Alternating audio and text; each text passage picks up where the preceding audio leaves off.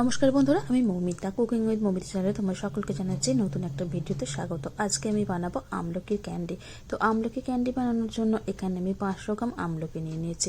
আমলকিটাকে ভালো করে ধুয়ে নিয়েছি। এবার আমলকিটাকে বয়েল করে নেবো। আমলকিটাকে কিন্তু ধুয়ে আমি ভালো করে শুকিয়ে নিয়েছি, কারণ আমলকির মধ্যে কিন্তু কোনো রকম জল থাকা যাবে না।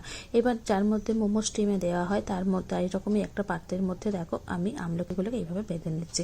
আমলকির আচার যেহেতু অনেকদিন পর্যন্ত রাখা যায়, যার জন্য কিন্তু আমলকির মধ্যে কোনো রকম জল থাকলে হবে না। জলটাকে কিন্তু শুকিয়ে নিয়ে এই প্রসেসের মাধ্যমে কিন্তু তোমরা আমলকির ক্যান্ডি বানাবে।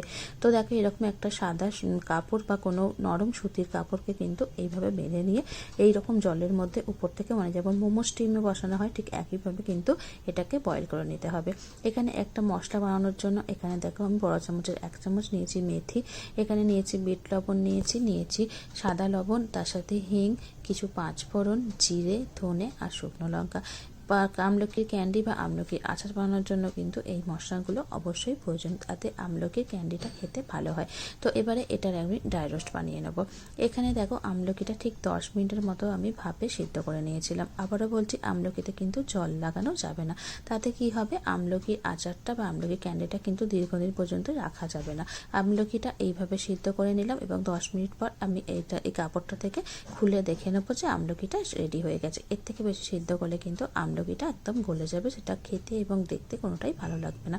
দেখো আমলকির কালারটা পুরো চেঞ্জ হয়ে গেছে, দেখে বোঝাই যাচ্ছে উপরের গাটা কতটা সুন্দরভাবে নরম হয়ে গেছে এবং ভিতরটাও কতটা সিদ্ধ হয়েছে তা তোমাদের আমি দেখিয়ে দিচ্ছি।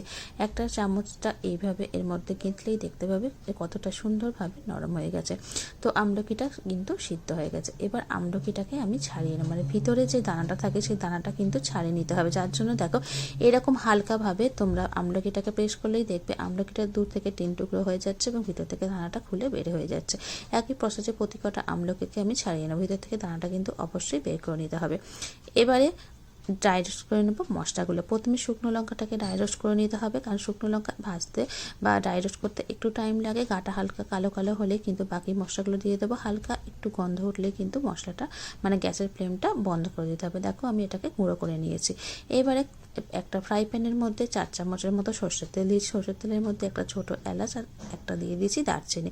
তার মধ্যে এবার সিদ্ধ করা আমলকিগুলো দিয়ে ভেজে নিতে হবে। এখানে নিয়ে নিয়েছি 1 কাপের মতো বা ছোট 1 বাটির মতো মিশ্রি দানা বা চিনি দানা, যে কোনো যেটা বাড়িতে থাকবে সেটা দিলেই কিন্তু হবে। তো এবারে এটাকে আমি কুড়িয়ে নিয়েছি। এবারে আমলকিগুলো খুব ভালো করে কিন্তু লাল লাল করে ভেজে নিতে হবে।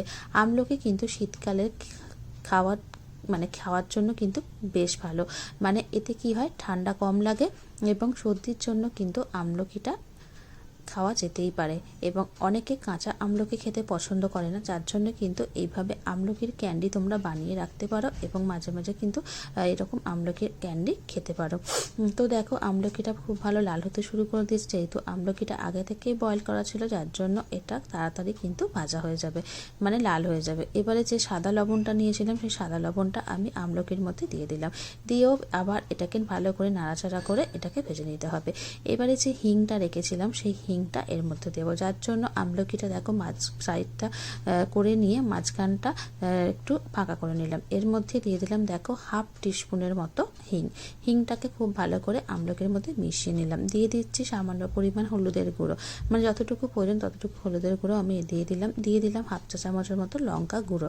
এতে কি হবে, কালারটা ভালো আসবে। এবার যে চিনিটা গুঁড়ো করে রেখেছিলাম সেই পুরো চিনি গুঁড়োটাও এর মধ্যে দিয়ে দিলাম।